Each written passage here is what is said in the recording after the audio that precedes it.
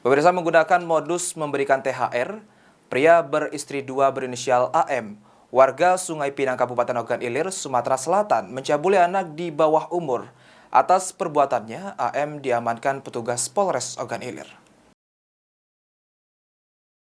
Inilah pria berinisial AN berusia 59 tahun diamankan polisi karena melakukan pencabulan terhadap anak di bawah umur.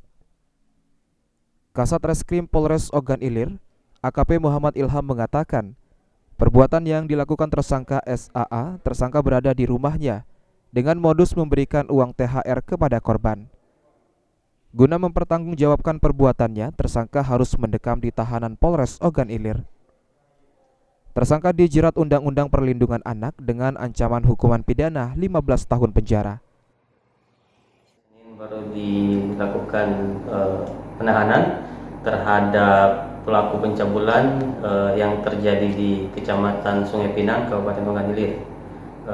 Adapun pelaku ataupun tersangka yaitu seorang lelaki inisial A, umur 59 tahun. Modusnya seperti apa?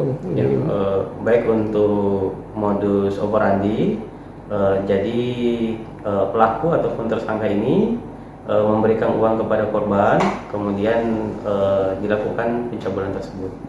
Berapa kali dilakukan? Sementara yang kami peroleh pengakuan dan keterangan saksi itu ada 3 kali pencabulan kepada korban. Korban dan pelaku? Ya,